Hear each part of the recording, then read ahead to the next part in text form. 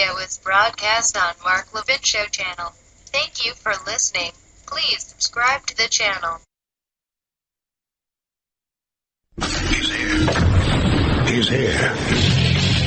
Now, broadcasting from the underground command post, deep in the bowels of a hidden bunker, somewhere under the brick and steel of a nondescript building, we've once again made contact with our leader, Mark Levin.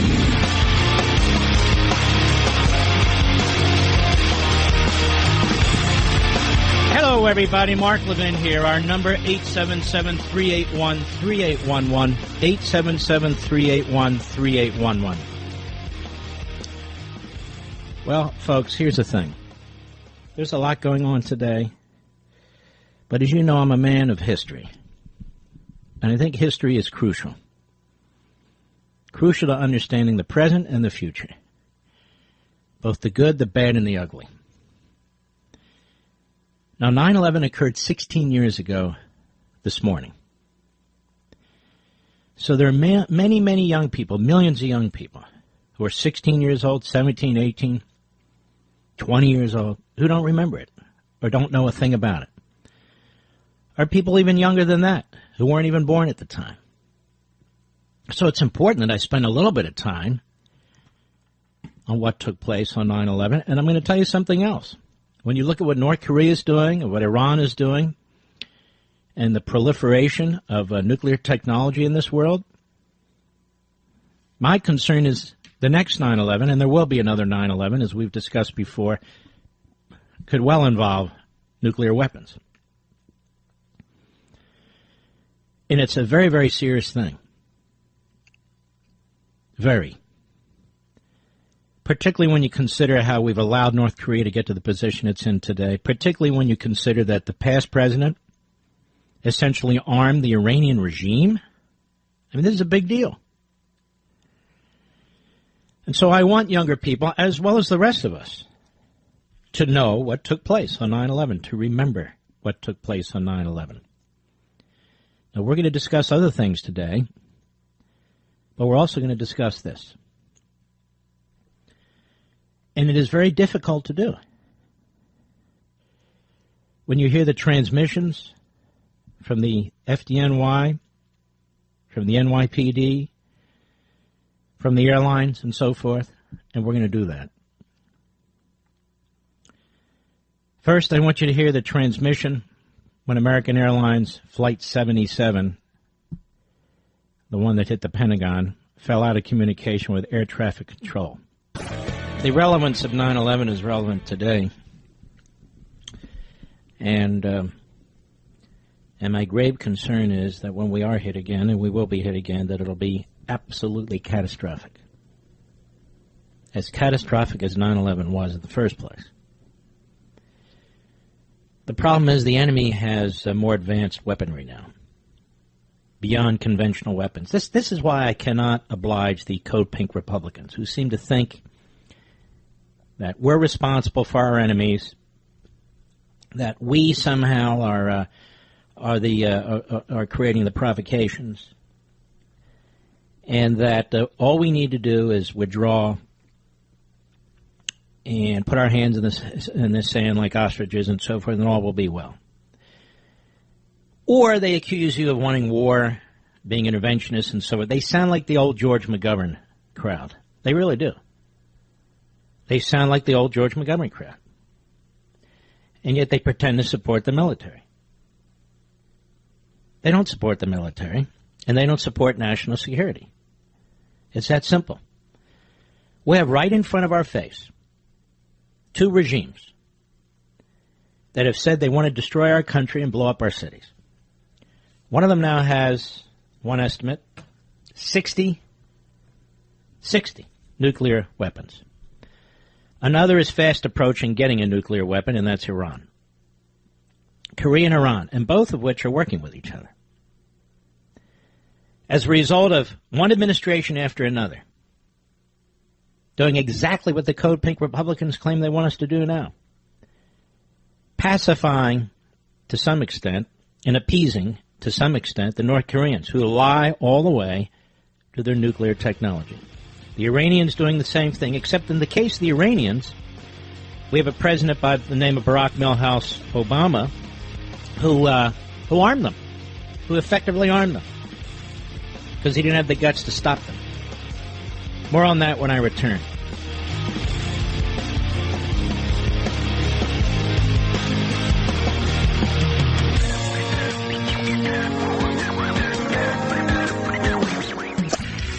Millions of American lives could be at stake as North Korea threatens to attack our power grid. Now, how long have we been talking about that? Both on Levin TV and on the radio. Look what's going on in Florida today. It's quite serious. People who are saying, wow, the hurricane wasn't as bad. That's because they don't live there. Half the state doesn't have electricity. That's a big deal, particularly in a state that's as hot as Florida and has as many senior citizens as Florida, and has hospitals and so forth. It's a very big deal. And, of course, a lot of homes were destroyed. A lot of communities were destroyed. So, I love people who sit on the sidelines, 20/20 hindsight, and start telling us this, that, and the other. What was annoying me leading up to the storm was were these climate change mouthpieces out there. And yet in the middle of them telling us about climate change, most of them journalists, quote-unquote, and hosts, quote-unquote, and Hollywood types, quote-unquote, and politicians, they couldn't tell us if the damn thing was going to hit the East Coast or the West Coast. And all their models had it going up to the East Coast, and then suddenly, like 3 days before, oops, it's going up the West Coast. Everybody, oh! Can't predict. But we can predict the weather 50 years from now. We can predict the ocean heights 50 years. That was my point. It's so ridiculous, and we'll get to that later. But the Code Pink Republicans are much like the Code Pink Democrats. The difference in one respect is the Code Pink Republicans claim to want America to be first. America first.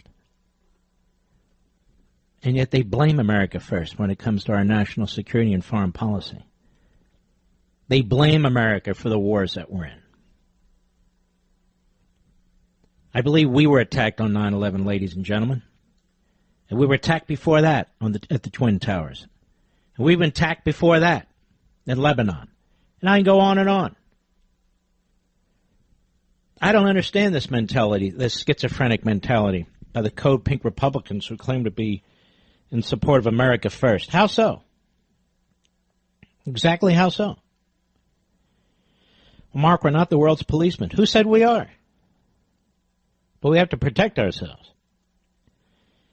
And there are enemies who are able to violate our immigration system because of how lousy it is, who are able to get on our planes even today, despite the TSA. And now we're looking to fire nuclear weapons into our cities. And the answer is to disengage. Is that not stupid? On the other hand, you have the John McCain types and the Lindsey Graham types. Every time there's a conflict, they say, send in the Marines, send in the Army, send in the Air Force, send an aircraft carrier. That's stupid.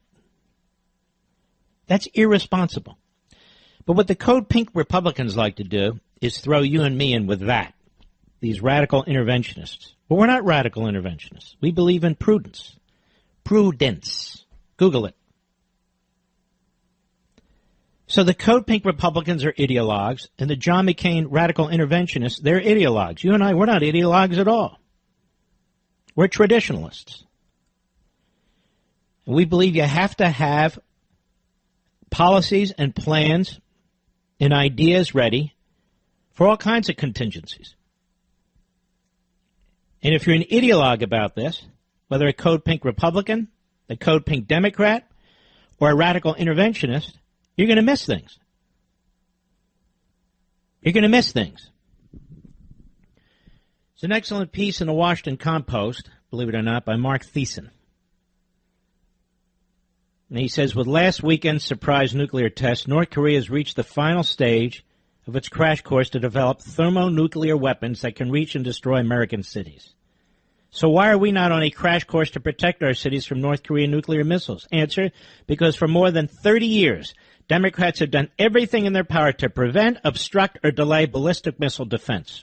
This is important, just like the history of the Democrat Party when it comes to the Confederacy. Opposition to missile defense has been an article of faith for Democrats since President Ronald Reagan announced the Strategic Defense Initiative in 1983. Senator Edward Kennedy led the early opposition to what Democrats derisively labeled Star Wars, denouncing missile defense as a mirage. But Reagan moved forward with research and development, and his successor, George H.W. Bush, put missile defense on track for deployment with the Global Protection Against Limited Strikes program. But as soon as Bill Clinton took office, he terminated that program and cut national missile defense funding by 80%. Clinton also signed an agreement to revive the moribund anti-ballistic missile treaty, which banned the deployment of missile defense systems. Then Republicans took Congress and passed a defense bill in 1996 that required deployment. Clinton vetoed it on the grounds that there was no threat. Secretary of Defense William Perry declared, "We do not need a national missile defense system because no rogue nation has intercontinental ballistic missiles, and if these powers should ever pose a threat, our ability to retaliate with an overwhelming nuclear response will serve as a deterrent." In other words, national missile defense would never be needed, even to protect us against a regime such as North Korea. When George W. Bush became president, he revitalized missile defense efforts and withdrew from the ABM treaty. Democrats were more upset than the Russians. Joe Biden declared the thing we remain the least vulnerable to, it's his broken English, is an ICBM attack from another nation, adding, "This premise that one day Kim Jong-il or someone will wake up with one morning and say, aha, San Francisco is specious." Bush deployed the first ground-based interceptors in California and Alaska and put in place a plan to deploy 44 interceptors by 2009. He reached a historic agreement with Poland and the Czech Republic to deploy defenses. And he dramatically increased funding for these critical programs. The first two, the airborne laser and the kinetic energy interceptor, would take out a ballistic missile in the boost phase of flight, the most vulnerable 8 minutes when a missile is still over enemy territory. The third, the multiple kill vehicle, would place multiple warheads on our ground-based interceptors, so instead of hitting a bullet with a bullet, we could fire 5 or 10 bullets at each target, dramatically increasing chances of success. If we continue the Bush program over the past 8 years, we will now have a robust array of defenses against any North Korean ICBM. We would be able to target a North Korean missile in the boost phase, and if that failed, we could have ground-based interceptors armed with hundreds of warheads that could be fired to take it out in mid-course. But we didn't continue the program.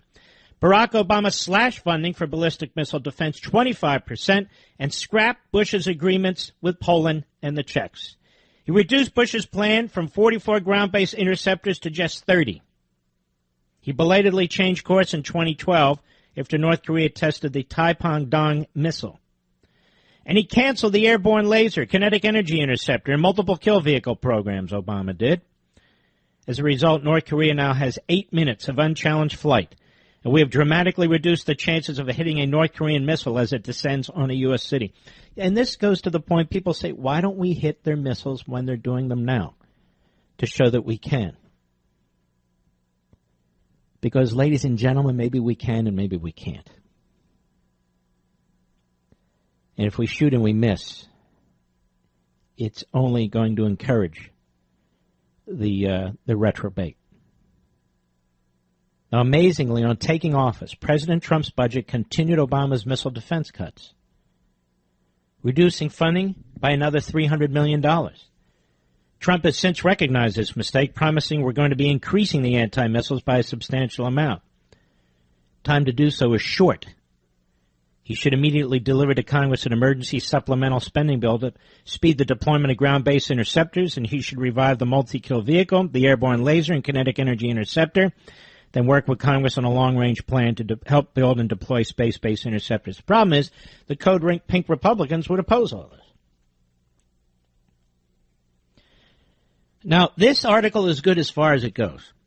It's as good as far as it goes because it talks about all this defensive weaponry, except when it comes to lasers, which I like, kinetic energy interceptors, which I like, and we talked about lasers the other week. But more than that has to be done. More than that has to be done because it's not just North Korea, it's China. And I'll go through this quickly one more time. so the backbenchers might repeat it with some hope they will.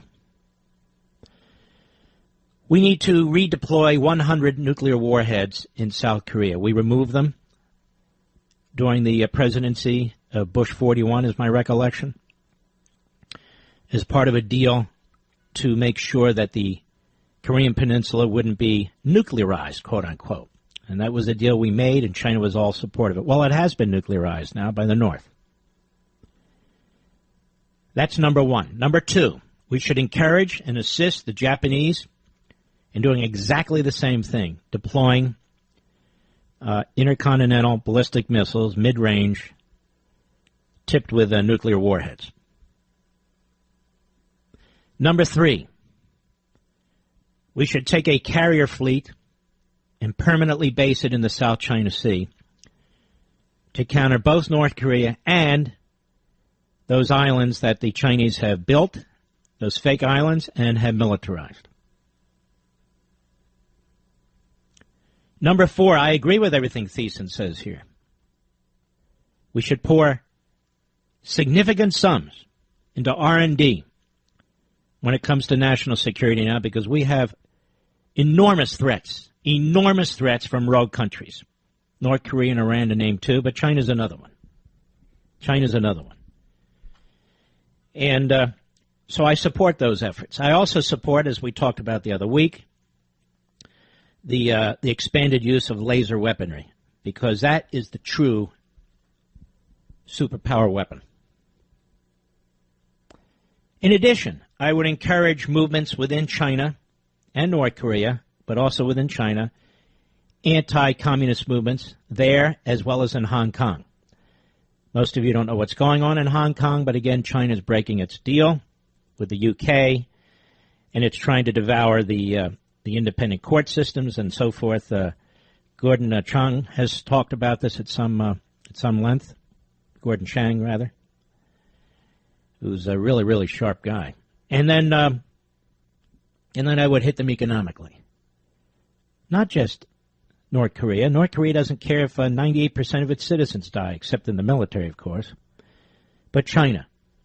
China's economy is weak. It's a straw man economy. Its currency is a joke.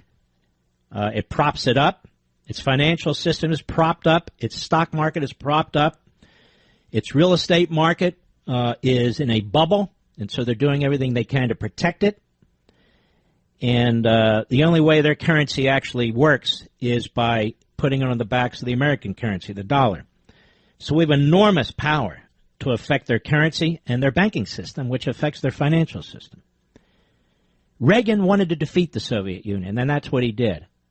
My concern is that past presidents and this president really don't want to defeat China. Reagan was told over and over again, don't do it. They have nukes, they have really big nukes.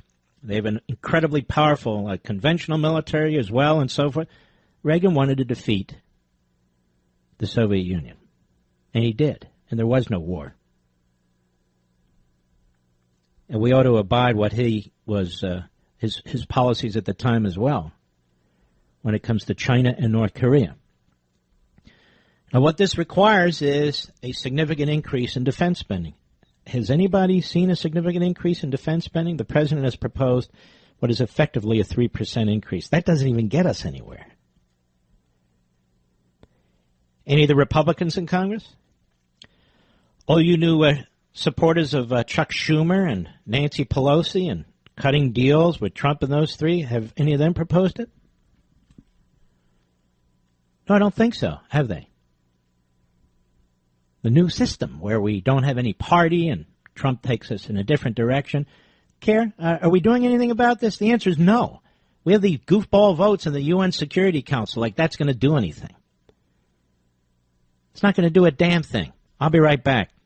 Mark Levin.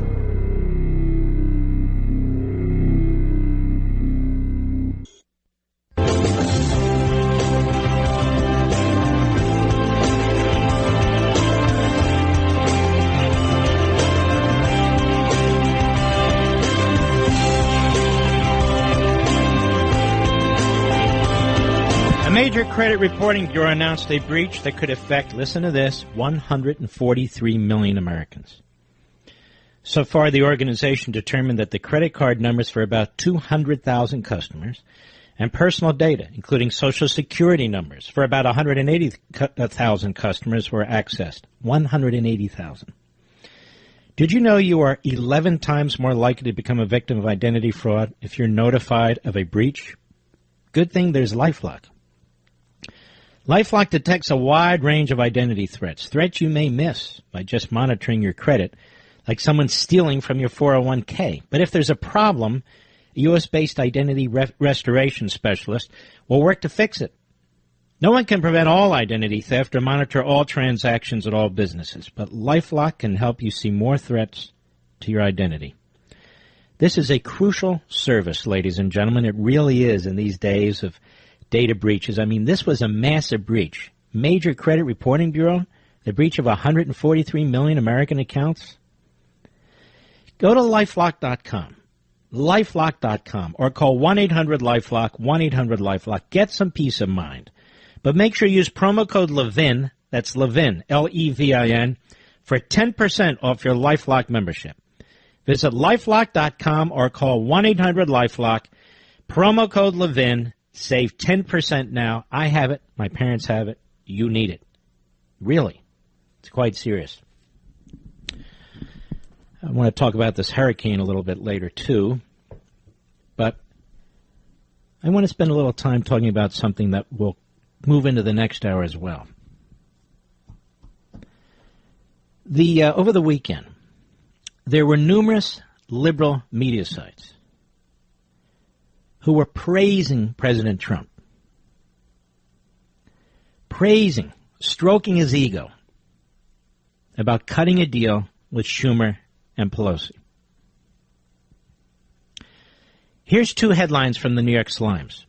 The New Washington, how Schumer's power play led to a deal with Trump.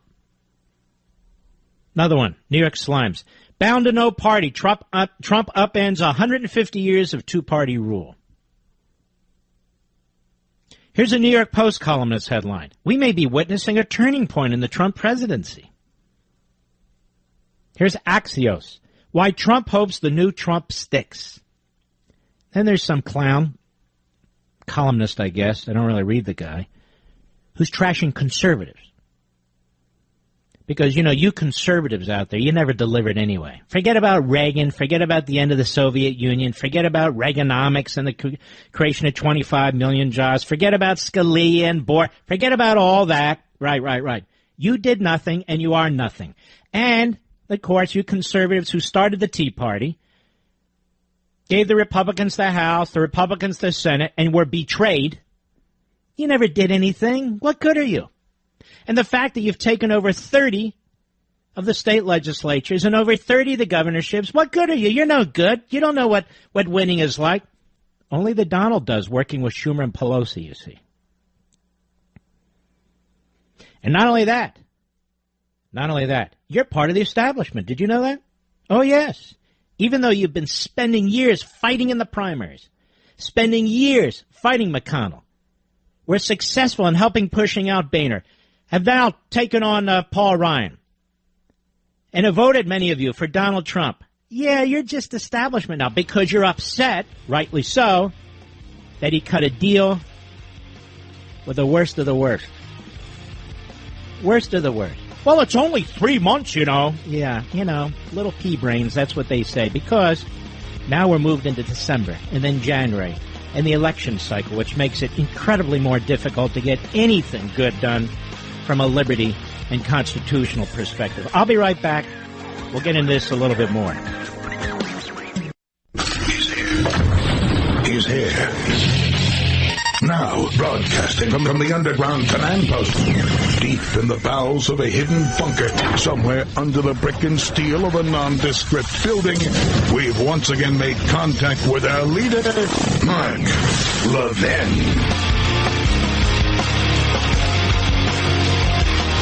Hello, everybody. Mark Levin here. Our number, 877-381-3811. 877-381-3811. Power's out. in a wide part of Florida, really all parts of Florida, half of the state of Florida does not have electricity. And that would include my house there, would include my parents' house there. And there's been an enormous amount of damage. Why people downplay this, I don't know. It could be because of the climate change movement, that phony movement. But one has nothing to do with the other. The reality is this is a horrendous hurricane. The other reality is that is a horrendous fraud, the climate change movement. And I'll get to that in a little later. But one thing at a time. And I cover a lot of territory here. We'll cover it together. These headlines. New York Times, bound to no party. Trump upends 150 years of two-party rule. Why? Because he worked with Schumer and Pelosi? Is that what you folks want? New York Post, we may be witnessing a turning point in the Trump presidency. Well, that's for sure. Axios, some new website, why Trump hopes the new Trump sticks. And then the New York Times, they kind of show a little ankle here. The New Washington, how Schumer's power play led to a deal with Trump. And then you have these really bizarre pseudo-conservatives or chameleons. People who used to run in the Reform Party, like Pat Buchanan, Huckabee, who was a big spending fairly liberal governor of Arkansas, raised taxes, I think, a zillion times. And others. I think this is a brilliant move. It's a brilliant move to cut deals with Schumer and Pelosi. Oh, yes. Teach the Republicans a lesson. No. You teach the Republicans a lesson by leading. By forcing McConnell and Ryan to follow you. One of the big mistakes early on in this administration was when Trump brought in Reince Priebus as his chief of staff, and I told you that at the time. What the hell is that all about? When he brought in as his head of presidential personnel, the person who oversees every position that's filled in the Trump administration, a former top counsel to John Boehner. I said, well, what the hell is that?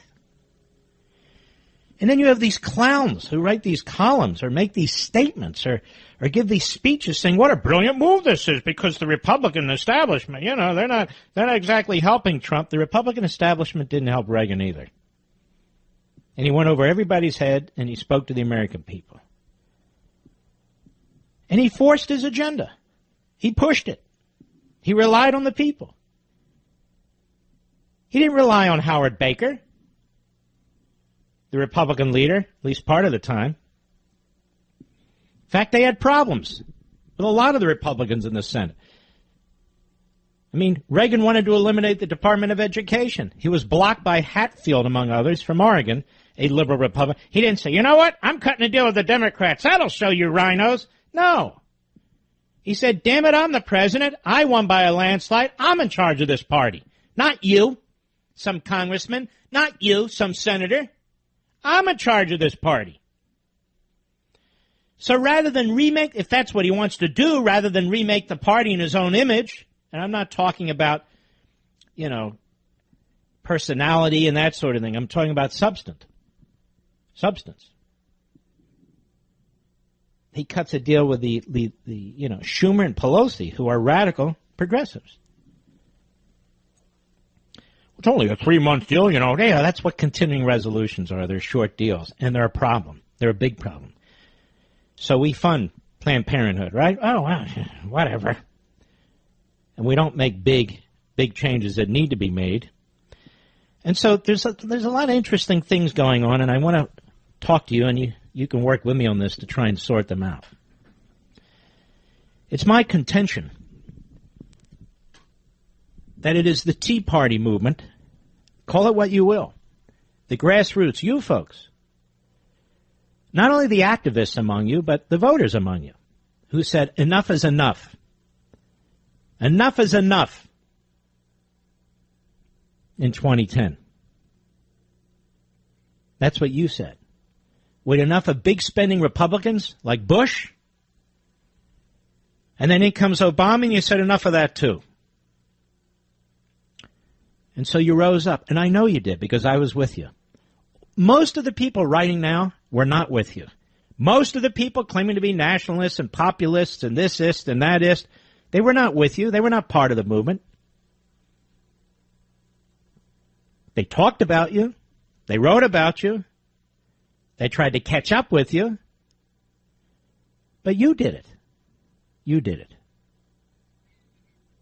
It was a Tea Party revolution, if you will, much like the Reagan Revolution.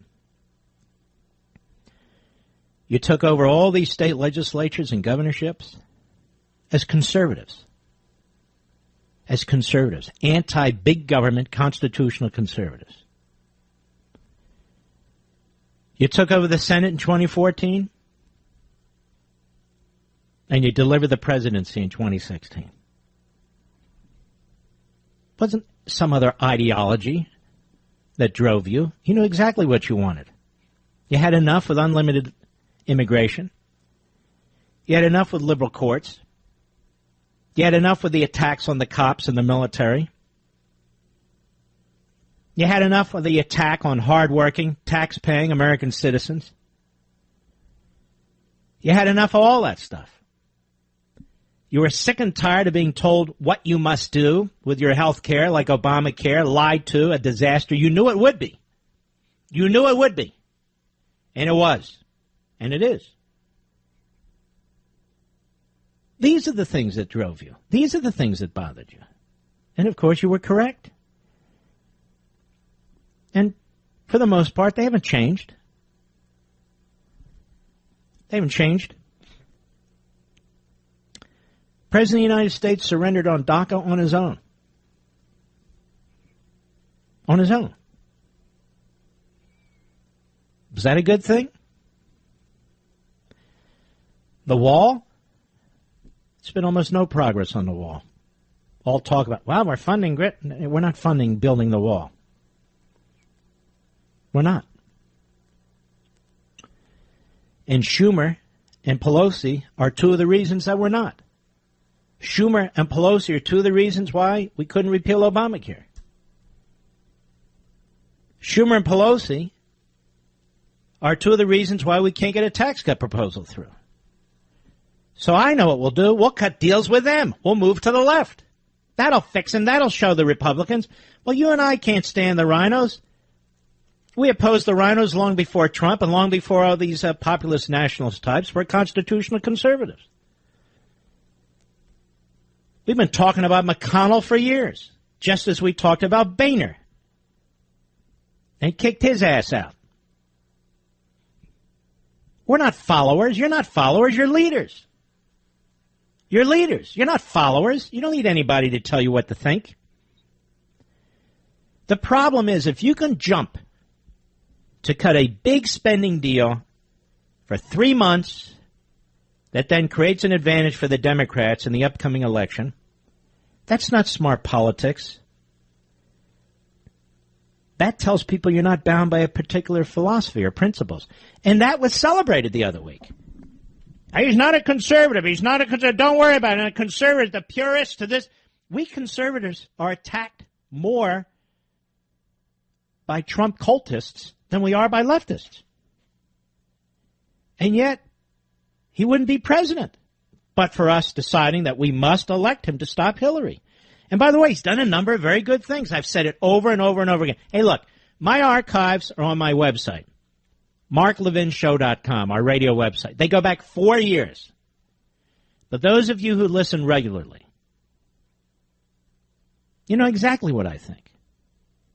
Trump's been good on a number of things. But then he cuts this deal, and then the pom-pom boys and the Rockettes, they jump up and down, they dance across the stage saying how brilliant this is, and we already told you he's not a conservative. What? What was that Gettysburg speech all about? What was that list of 21 for the Supreme Court all about? Why does he talk about these things and promote these things if he's not?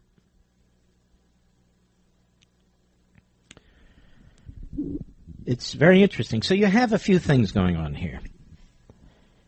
You've got the hard left, which pretty much has taken over the Democrat Party.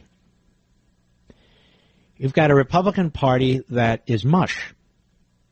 really mush, and progressive.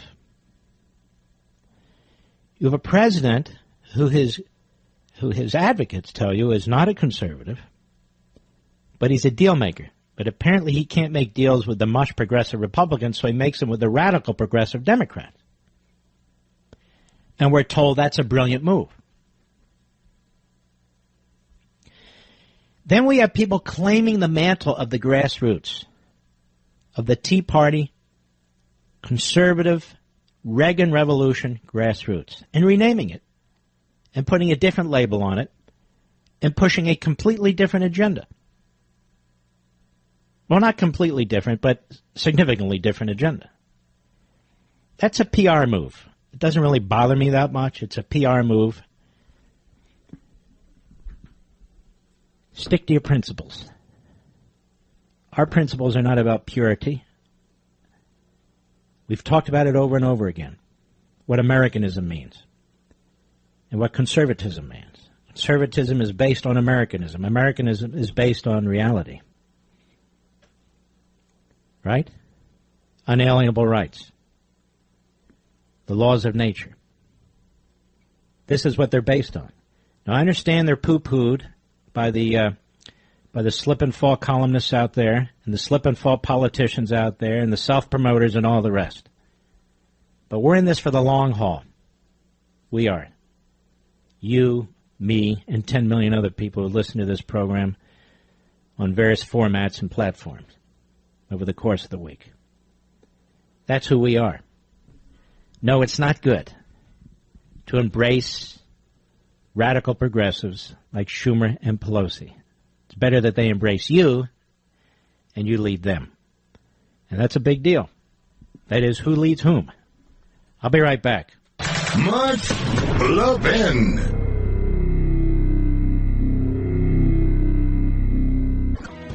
MSNBC hosts and guests all throughout Hurricane Irma. Climate change. They know nothing of climate change. Nothing. Got the host, Ali Velshi, a so-called scientist. Maybe he is a scientist. Kevin Trenberth, another host. Chris Hayes, another scientist. Peter Gleick. Scott Braun, and NASA meteorologist. By the way, I don't know this guy, but these NASA meteorologists, some of them are absolutely unbelievable. In other words, crazy. Mustafa Ali, former Obama advisor at EPA. And, of course, Chris Hayes again. Cut one, go.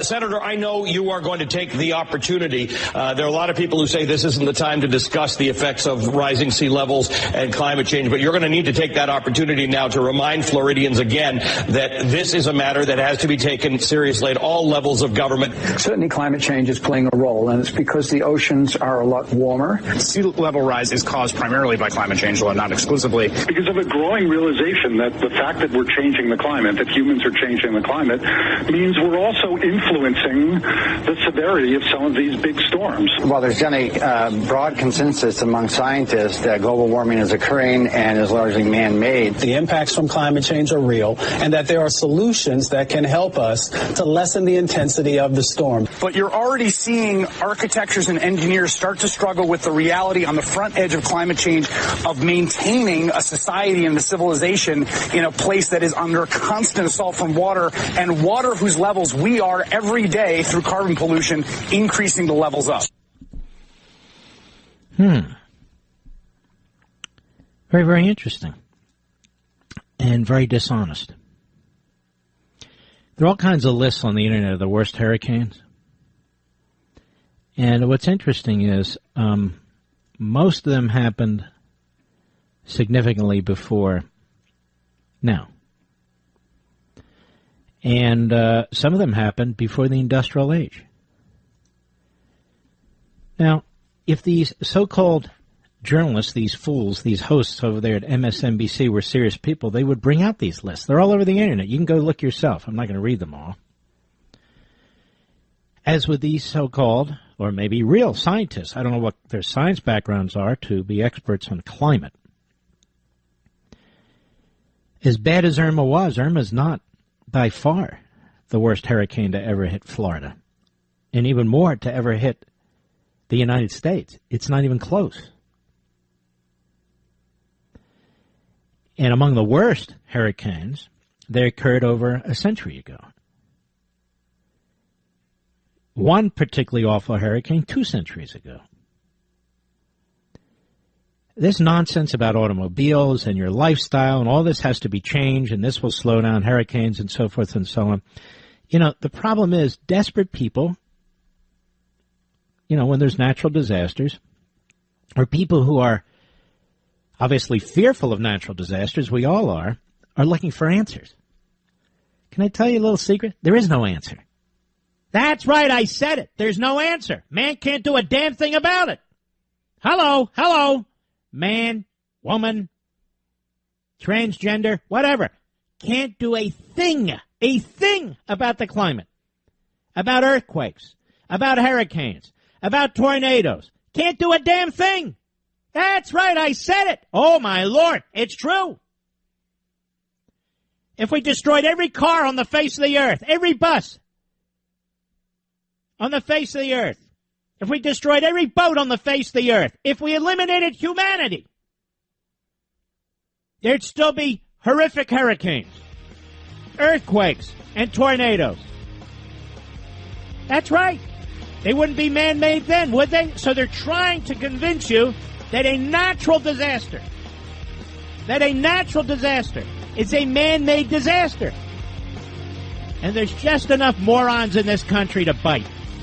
I'll be right back.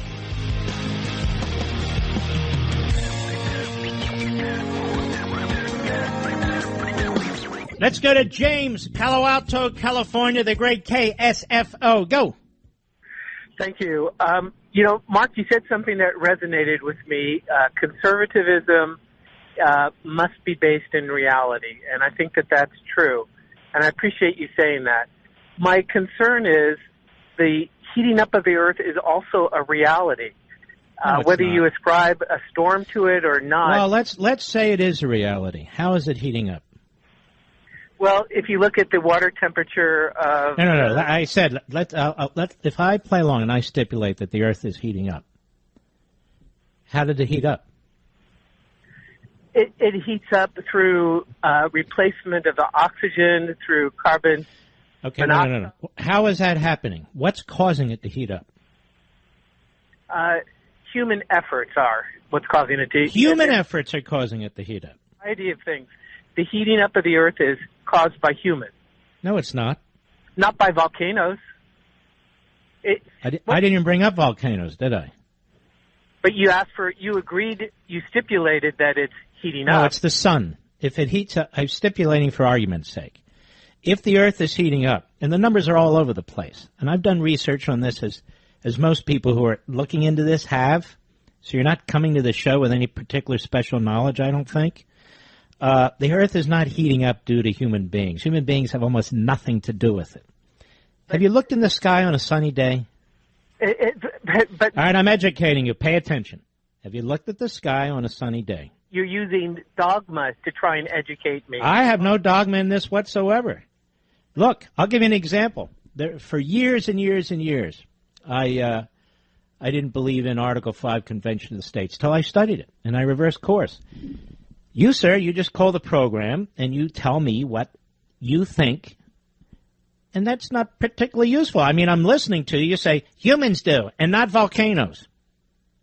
No, you stipulated that the earth I said, it's called, okay, pay attention.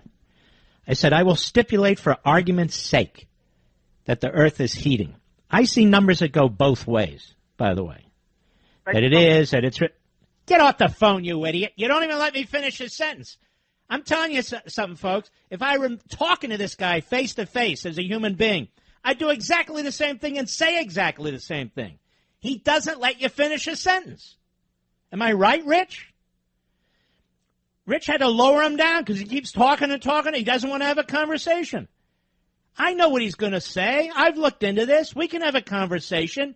But he's not. He's one of these ideologues. And he insists that human beings suck. And he insists that we have to destroy our way of life. That's right. that we need to be eating out of trash cans. This is the groupthink. This is the ideology. This is the propaganda. This is the indoctrination. I want to have a discussion on it. I'm happy to have a discussion on it. But you can't keep talking of, but it's not volcanoes. I didn't even mention volcanoes. Never said a word about volcanoes. Now, let me see if I can respond to him posthumously. No, I know he's alive, but let me see if I can, in his absence. Carbon dioxide is what he's talking about. The creation of carbon dioxide. Well, ladies and gentlemen, first of all, we got to have some carbon dioxide or we'll die, right? It's called photosynthesis. Everybody knows this who went to 5th grade. We breathe out, the plants breathe in, we breathe out carbon dioxide, they breathe it in effect, and they create oxygen. And there have been arguments by very smart people that we need actually more carbon dioxide to create more plants, trees, bushes, vegetables, and that sort of thing. And so the idea that man... Let me ask you something, Rich. Do we have that George Carlin stuff? Can you find that? And what is it, 3 segments? Is that what it is? You know, we're going to do this now because all the propaganda is unbelievable. It's just so stupid. As a common sense point of view, that even before man in any significant number was on this earth, the earth got really, really hot, didn't it, ladies and gentlemen? Oh, yeah, it boiled over.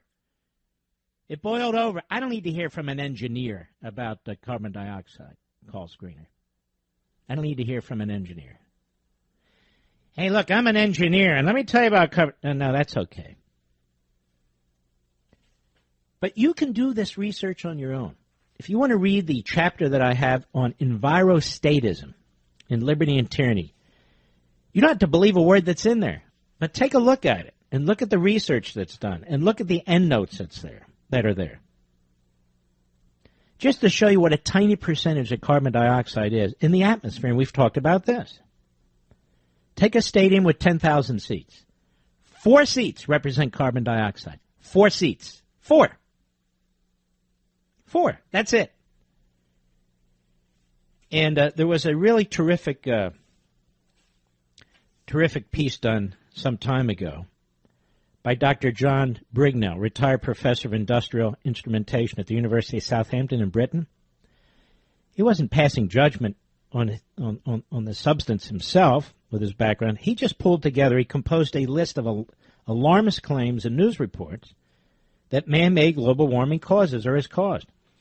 And I took the entire list that he put together, which is enormous and hilarious, and put it in the book.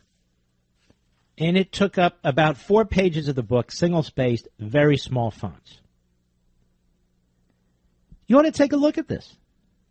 You should take a look at this. So, how much are each segment? 4 minutes, did you say? So, how many segments are there? Just 2 cuts? Why do I remember it as being longer? Well, let's start. Let's listen to Carlin because he makes a good point through comedy. All right? Ready, go. I mean, it is comic when you listen to these leftists or the caller calling them, hey, you know, of course humans are able to, of course humans. The fact that the degrowthers, the deindustrialization types who invented this entire ideology are taken seriously, and you and I are called deniers, is really precious, isn't it? It's really the pot calling the kettle black. I'll be right back. Mark Levin.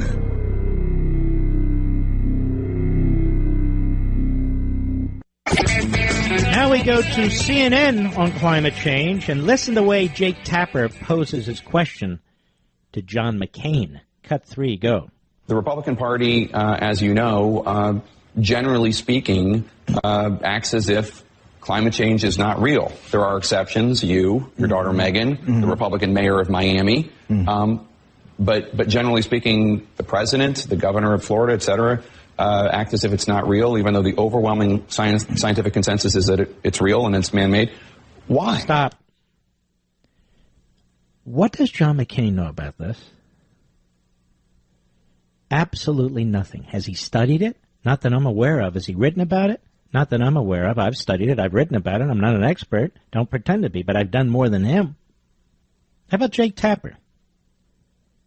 Nothing, really, that I'm aware of, but it doesn't matter. This is the groupthink. The groupthink that I've written about in a number of my books. Groupthink. McCain, go ahead.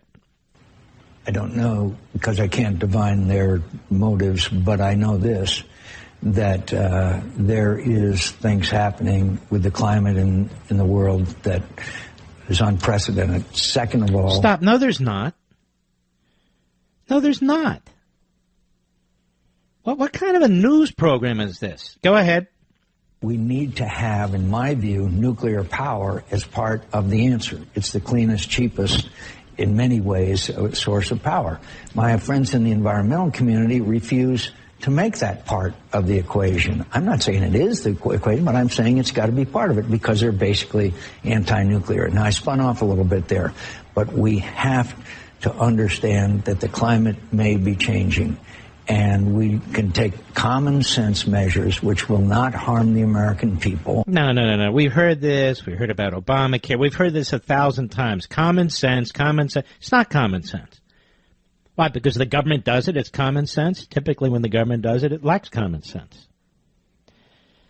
But where was climate change and all this stuff 5 years ago, 8 years ago, 20 years ago, 30 years ago? Were our scientists so stupid that they didn't know about climate change? Oh, I know. Some of them talked about global cooling. Some of them talked about global warming. There was certainly no huge consensus. What happened all of a sudden? I'll tell you what happened all of a sudden. This is a political movement. I'll be right back.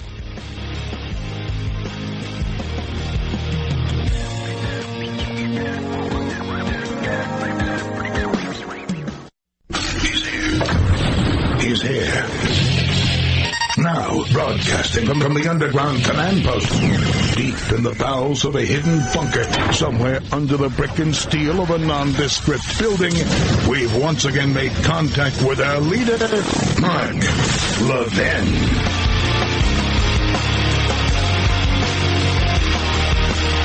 Hello, everybody. Mark Levin here. Our number, 877-381-3811, 877-381-3811. I have a number of audio clips here from Hillary Clinton, from her interview, CBS Sunday Morning. I have no interest in listening to these. Do you folks have any interest in it? Do you really care what she has to say? I mean, I know talk show hosts can't wait to play stuff. I don't care what she has to say. I'll tell you what's interesting. An interview with Mike Ditka by TMZ Sports yesterday. On not standing for the national anthem, I notice we have a lot of civil rights activists now in the NFL who won't stand up and honor the national anthem. They're condemning the country. And what was amazing to me is they did it yesterday, Sunday, and of course today is the 16th anniversary of 9/11. Do you think these newly minted football player, multimillionaire civil rights activists would have done it the day after the actual 9/11? Do you think the league would have allowed it? Do you think the owners would have allowed it? No, and no. I'm not aware that any of these newly minted civil rights leaders have done a damn thing for their country. They have been spoiled in college. They are spoiled professional athletes. They get pretty much what they want. They complain about earning $3, $4, $5, $10, $12 million a year. I mean, they're treated like heroes when in fact they're not heroic in the least. How dare they disrespect this country when they live in the heart of luxury, when they luxuriate in this country? How many of them have said, you know what, I'm giving up my multi-million-dollar job, I'm going to get out of this sports stuff, and I'm going to work, in the streets, in the communities, full-time. for minimum wage. None of them. They're all frauds. They're all frauds. They have nothing but disrespect for the fans, and it is hurting the NFL. I told you when this Kaepernick started this stuff, this is going to hurt the NFL. It's going to hurt football teams. It's going to hurt this sport. And my buddy Stephen A. Smith sent me an email, as I said that, right off the bat. And he said, you know what's interesting about what you say is that there's this whole world outside of sports broadcasting and outside of sports, this world that you live in, Mark. And he said, and we don't always pay attention to it or listen to it, but you're onto something. This is right. I'm not talking about the act of the protest. I'm talking about the fact that there's millions and millions of people who do not watch ESPN or do not listen to sports radio, but do watch football games on the main channels, for whom this is unacceptable, and who are going to reject it by not watching, by not participating. And it's happening. And it's too bad. It's a great sport. Here is Ditka on TMZ Sports yesterday about this not standing for the anthem. Cut 10, go. People are entitled. They got a right to do anything they want to do as long as they don't break the law or hurt people. And if their protest is going to be that, fine. It's going to be that. But don't forget now, for that's a minority. So for the majority of people are going to understand what 9/11 meant, what this country stands for, the values that we have, and they're going to go in that direction. You can't stop everybody. You know, there's always going to be some malcontents. So let them be malcontents. Let them do their thing, and they'll move on. Nobody will think about it. Nobody will remember who they were. The fact that they didn't stand for the national anthem, that's their own. You know, they have a right to do that. They have a right to do anything they want to do. I just disagree with it. It's very, very cogent, but let me put it to you this way. They have a right to do that, and the owners have a right to fire them. I want you to understand this. The owners of these football teams do not have to tolerate this behavior. Jerry Johnson at the owner of the Dallas Cowboys, he made it clear. Anybody who doesn't stand on his team he's going to get rid of it. He has every right to do it. This is not a First Amendment issue. There's no government interference here. It's not the government interfering with speech. It's an owner of a football team who has every right to discipline his employees. He has every right to impose his views on his employees. What do you think about that? Because he hires them and he can fire them. Again, has nothing to do with a right, has nothing to do with the First Amendment. There is no right. Not if you're a member of that team or in that uniform, if you're in that stadium and in that league. You have no right. What right? Where did the right come from? No. But the owner can fire you. These players are the instigators. But the owners are the appeasers. And they're going to lose their teams and they're going to lose their leagues. That's what's going to happen. Their league, rather. That's what's going to happen. Because the vast majority of Americans and the vast majority of football fans love their country. I don't care what race they are.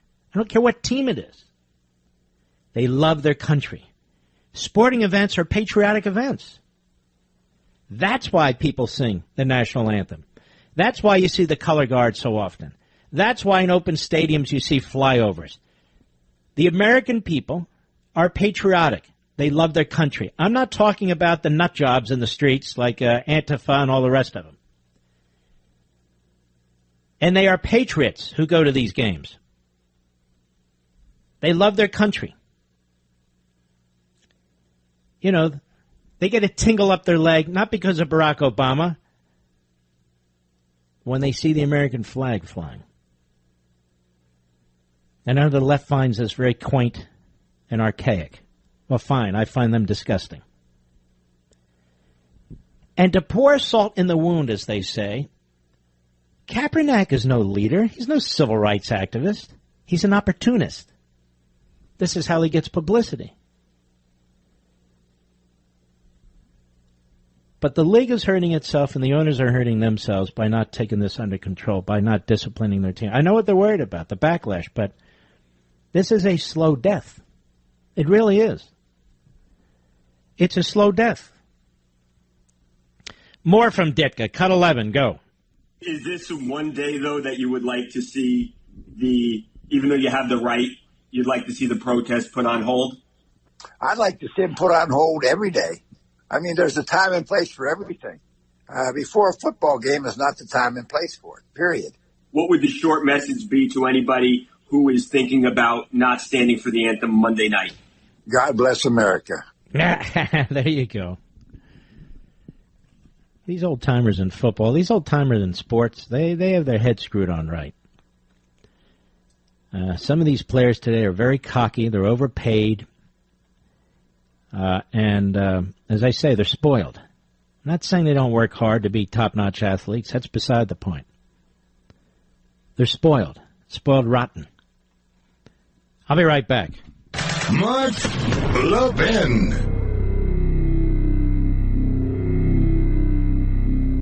Yeah, I'm on the app from New York. So agree with everything on global warming. So it's a total hoax, and one day we'll all know.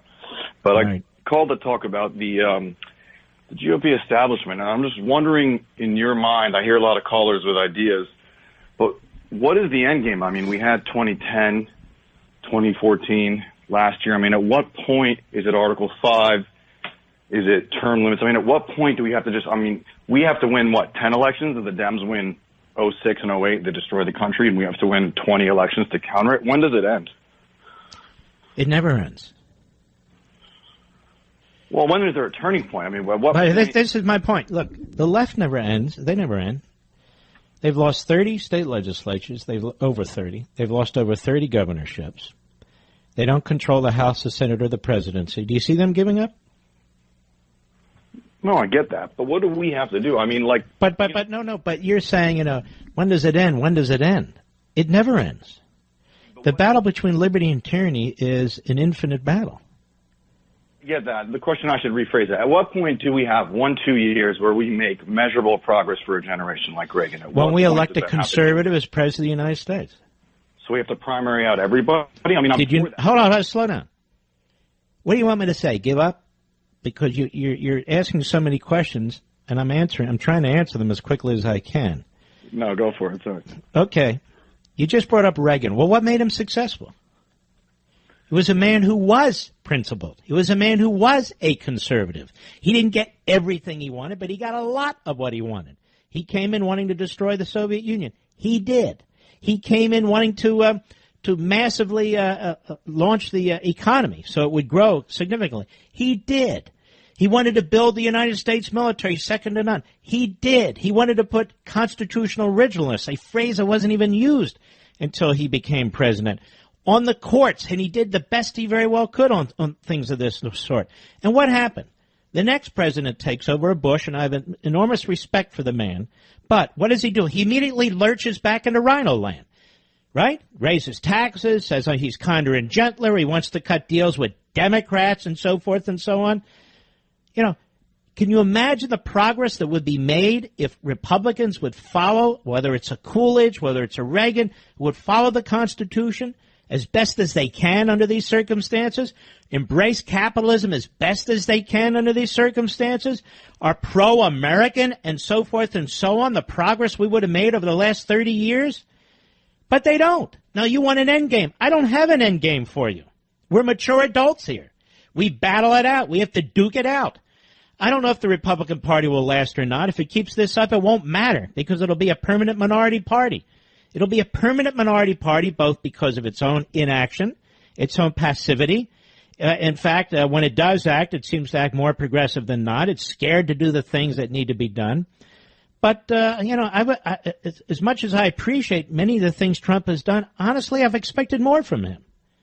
And, if you're going to start linking up with Schumer and Pelosi and the pom-pom boys and girls and the Rockette boys and girls are out there dancing, saying what a brilliant move this is, well, I don't think it's a brilliant move, and I think it's going to be a lot harder to get things done.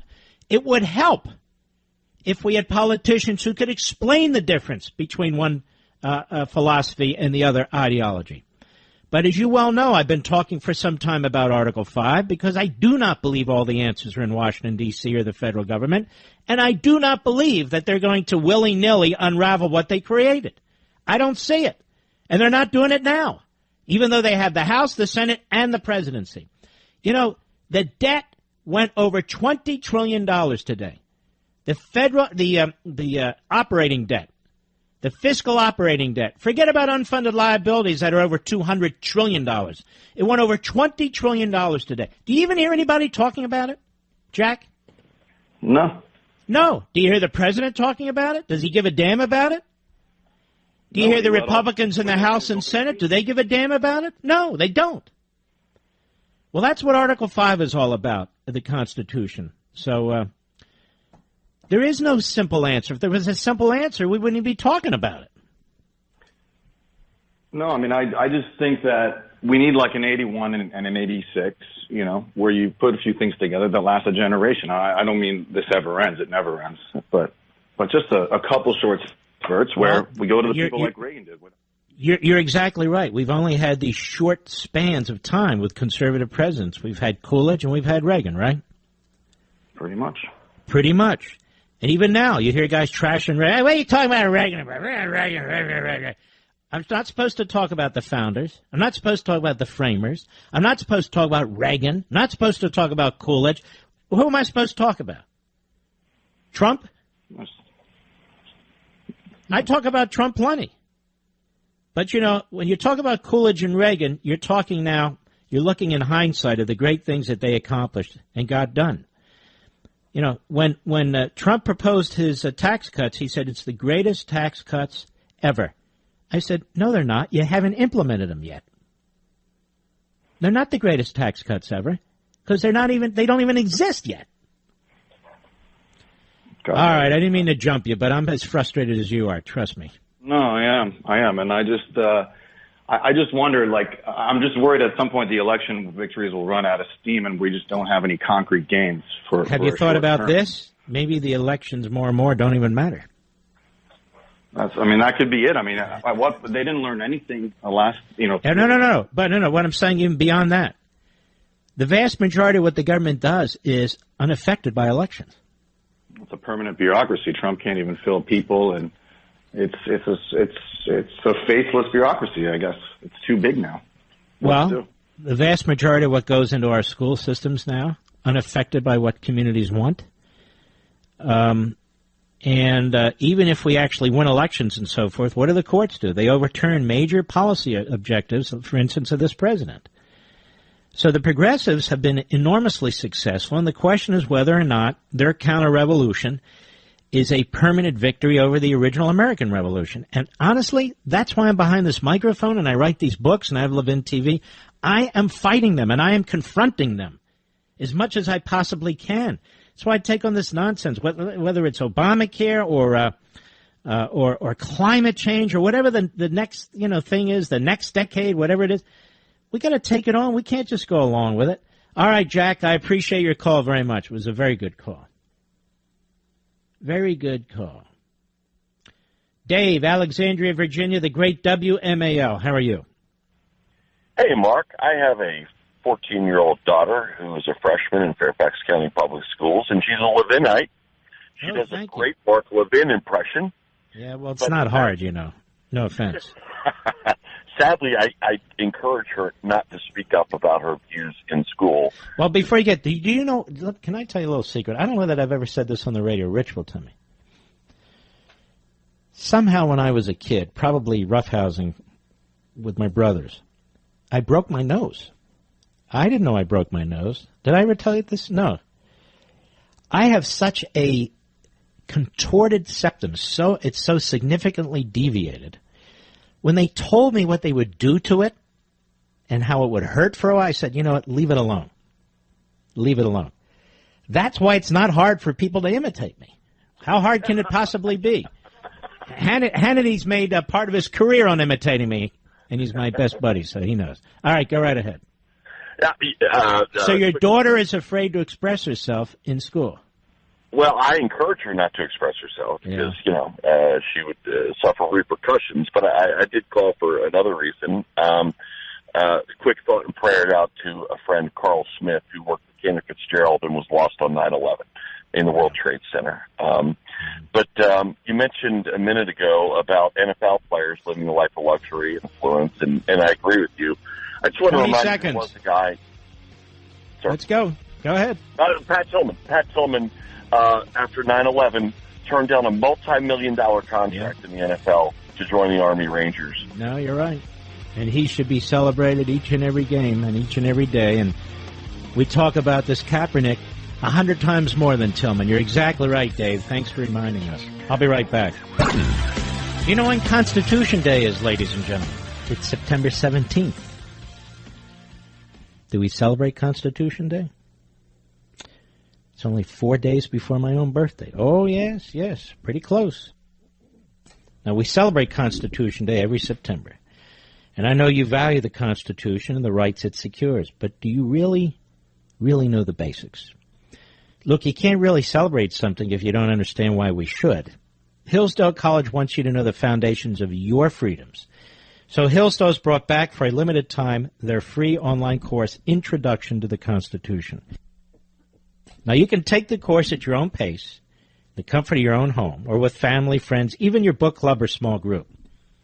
Every lesson is under 15 minutes long, and now you can download a free course companion booklet that includes discussion questions for hosting your own Constitution study group.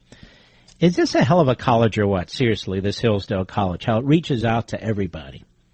It's all at levinforhillsdale.com, Levin for Hillsdale.com. The course and study guide are free, offered as part of Hillsdale's mission to educate Americans nationwide for liberty. Once you register, you can watch the lessons anytime you want, so sign up right now in honor of Constitution Day. Pursue truth, defend liberty with Hillsdale College. Sign up while you can. Go to levinforhillsdale.com. That's Levin for Hillsdale.com.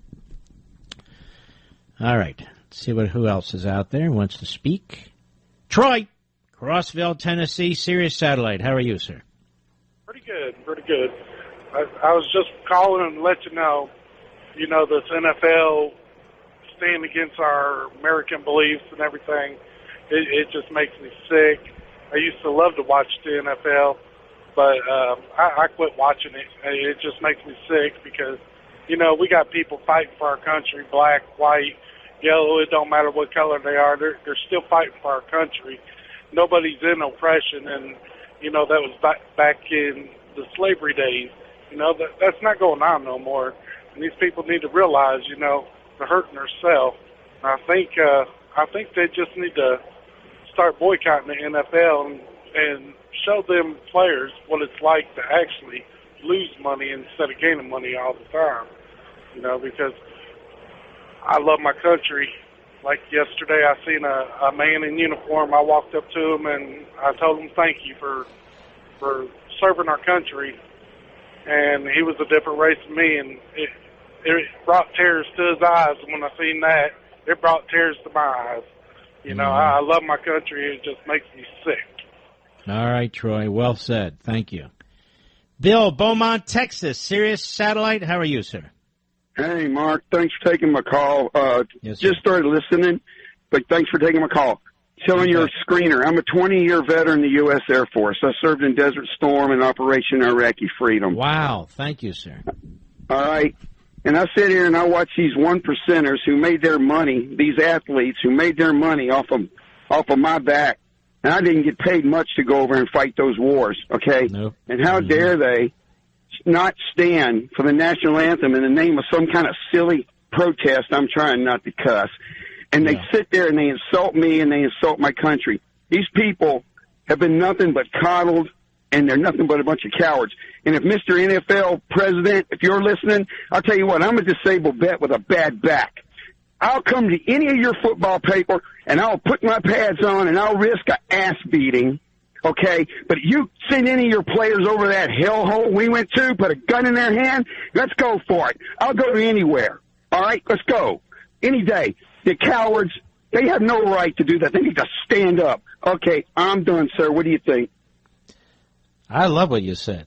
And only a guy like you can say it. You know, coming from me, it doesn't really matter. But you're a combat veteran, and I want to thank you very, very much. I think you touched a lot of people, Bill. And I think, by the way, you spoke for a lot of us, too. You take care of yourself. A new listener. Isn't that great? Thank you, Bill, and God bless. Thanks for your service. Let us go to Robert, San Francisco, the great KSFO. Go ahead. Hey, Mark. Good evening to you.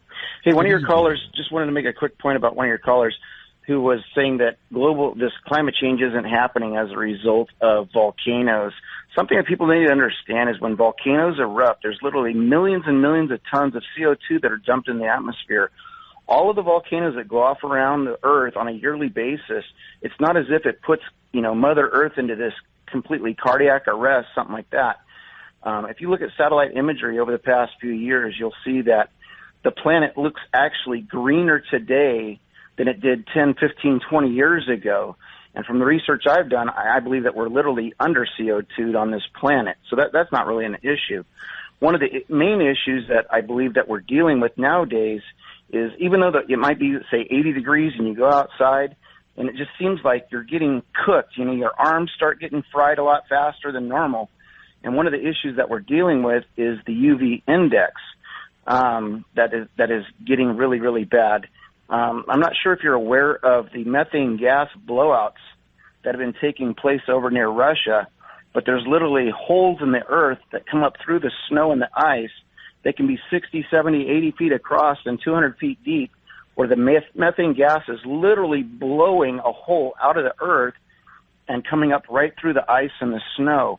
A gentleman that's been studying these issues for a while, he's been for more than 15 years now.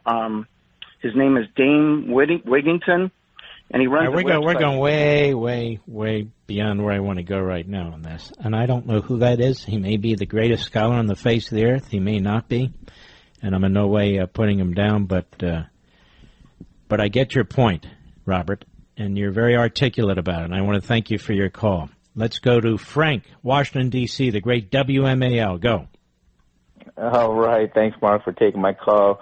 Yes, a quick comment about the NFL before I make my point on my call.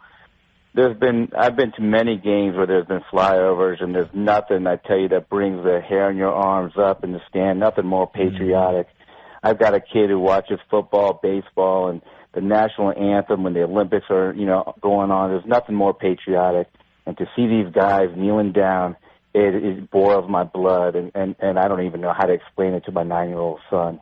Mm-hmm. But no, you're right. To my point, and shame, by the way, on these NFL owners for not saying anything to their employees. But to my point, I called to thank you for earlier in your show taking the time to take homage and to honor those who lost their lives and were affected by 9/11.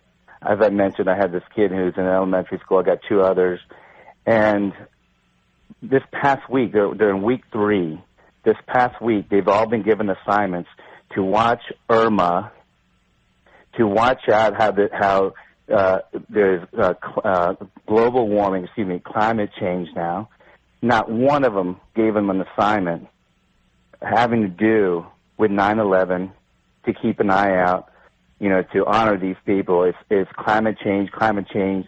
All 3 kids, not one of them got an assignment about that. Drives me crazy. Mm-hmm. Yeah, I'm sure. And that's why morning and evening is so important when our kids before they go to school and when they come back. That we as parents have got to teach them the truth, teach them the fundamentals, and it's crucially important. Thank you for your call, my friend. I very much appreciate it. Rand Paul. Let's see, what's he up to here? I haven't heard about him lately. From the Washington Examiner, Rand Paul plans to block defense spending to get a vote on ending post-9/11 wars. Senator Rand Paul said he will object to all procedural motions and amendments as the Senate votes on the National Defense Authorization Act for 2018 Monday unless his amendment ending military action in Iran and Afghanistan is taken. Here's my problem with Rand Paul. Let's put that aside. Why doesn't he propose something to protect the country? What is he proposed to do about North Korea? What would he have done about the Soviet Union? I suspect he would have opposed virtually every move of Ronald Reagan's. I get what he's doing here, okay. But when are you going to put up and promote something that affirmatively protects the nation? How would he affirmatively protect the nation from North Korea? Just pretend it doesn't exist? How would he affirmatively protect the nation from Iran? Just pretend it doesn't exist? I'm quite serious about this. I have no hostility toward Rand Paul. But I want to know how this works, because the Code Pink Republicans and the radical libertarians, when it comes to national security, aren't particularly good from my perspective. I like Rand Paul on the government, on the economy, pretty much. But I want this country defended. Is he proposing an increase in defense spending, an increase in R&D, or we're going to go, well, they waste so much money, well, all government wastes money. And I'm certainly not for that. But do we want to defeat our enemies? Do we want to protect us? What is it exactly? What is the Rand Paul doctrine? I want to hear lectures about the Constitution. I know it perfectly well. I want to know what the Rand Paul national security doctrine is. I'm not trying to pick on him. I just don't know what it is. While I'm at it, I really detest this Secretary of State, Rex Tillerson. He is another James Baker. Some of you are not old enough to know what I mean by that, but James Baker, in my view, was a lousy Secretary of State. George Shultz, in my view, was an excellent Secretary of State. Now, we gave, directly or indirectly, through our actions, $150 billion to the Islamo-Nazi regime in Iran, which declares day in and day out they want to blow us off the face of the earth. How smart was that? And we give enormous sums of money to other countries to defend themselves. I want you to listen to this from the Washington Free Beacon. Secretary of State Rex Tillerson has been pushing the Trump White House to demand that Israel give back to the United States millions of dollars in military aid, prompting pushback in the West Wing and further fueling ongoing tensions between Foggy Bottom, the State Department, and the White House over a range of key diplomatic issues, according to multiple sources briefed on the situation, writes Adam Credo. I'm sitting here thinking, does Rex Tillerson endorse a move by Congress, which is underway, to cut funding to the Palestinian Authority, or the PLO, if you will, which uses millions of dollars in our tax dollars to subsidize Palestinian terrorists? Has anybody heard the man actually speak on this? The Washington Free Beacon first reported on Friday that the State Department had been lobbying the White House to call for Israel to hand back $75 million in U.S. military aid that was awarded to the country above the Obama administration's financial request in 2016. Now, why are they doing this? Because, you see, Obama forced this Iran deal down the throats of our country, the Arabs, Gulf states, and Israel. And he gave them all little money, little technology, and so forth. And in the case of Israel, he said, by the way, if you lobby Congress for more money, you have to give up $75 million. In a memorandum of understanding. Multiple sources who spoke to the Free Beacon said Tillerson's chief of staff, Margaret Peterlin, personally called White House National Security Council official Dina Powell to relay Tillerson's position, which is said to have conflicted with the advice of career State Department officials who work on the Israel portfolio. So Tillerson and his chief of staff are obsessed with getting $75 million back from Israel. Meanwhile, the Iranians are violating that phony deal left and right, left and right, left and right. And I don't know that Tillerson has asked them for any money back. I never liked this guy. Never liked him. I'll be right back. Mark Levin. You know, a major credit reporting bureau announced a breach that could affect 143 million Americans. And so far, the organization determined that credit card numbers for about 200,000 consumers and personal data, including Social Security numbers for about 180,000 consumers, were accessed.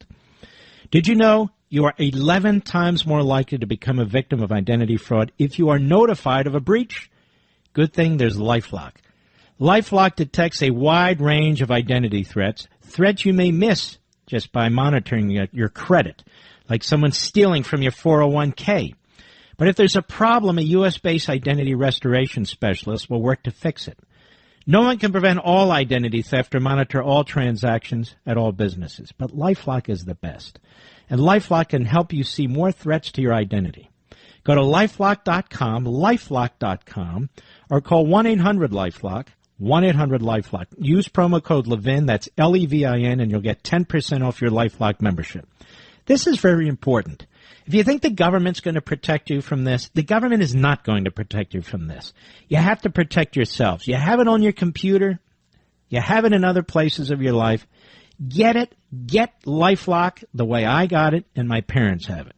Go to LifeLock.com or call 1-800-LifeLock. Use promo code Levin. You'll get 10% off right now. I think it's very, very important during these times to do exactly that. All right. Let us continue. Tony, Bailey City, California, KSFO. I don't even know what you're disagreeing about, but go ahead. Hello, Tony. Are you there, Tony? Tony left. Joanna. I don't even know how to pronounce this. Somewhere in Georgia on the Mark Levin app. How do you pronounce where you are? I live in Chickamauga. Exactly. Go right ahead, my friend. Well, I agree with you that the government has totally overlooked what's probably going to happen again in the future. It's just a matter of time.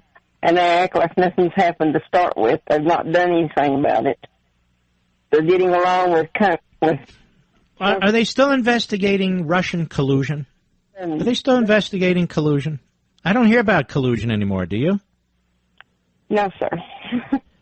Well, what happened to it? I thought it was, what? We're getting along with people that want to kill us. Well, I thought our intelligence committees, they were all over collusion, and now all of a sudden we don't hear about collusion anymore. No, sir. The left does more damage to our country than anybody else possibly can. The way they undermine our military, undermine law enforcement, undermine our economic and governing systems. And they, of course, as I read from the piece earlier in the program, Mark Thiessen's piece, they've done a hell of a job blocking our defensive systems, our missile defense systems for the last 3 decades. Thank you for your call, my friend. All right, let's just grab the... Tony, you're back. Where have you been, Tony? Yeah, I'm here. Can you hear me? What? Yeah, go ahead, Tony. I hear you. Hurry up. Go ahead. The reason I'm calling is because it appears that a certain group of people seem to feel that black people not standing up for the Star Spangled Banner or whatever you want to call it. Boy, you have a chip on your shoulder. I didn't hear anybody talk about black people. And by the way, the man is half black and half white. Are you aware of that? Well, he's looked upon. Are you aware that he's half black and half white? That his mother is white? Why do you insist on bringing your racism and projecting it onto everything? True, that's the vast majority. Hey, pal, I just told you it had nothing to do with race. Nothing. And you may want to know something, Mr. Leftist. There's a lot of black men and women who are in the United States military. There's a lot of black men and women who have fought for this country, and I don't need jerks like you calling me and lecturing me about something that hasn't even happened. Now get off the phone. What a creep. And I was feeling good. We salute our armed forces, police officers, firefighters, and emergency personnel, and we remember 9/11 here. God bless you all. I'll see you tomorrow.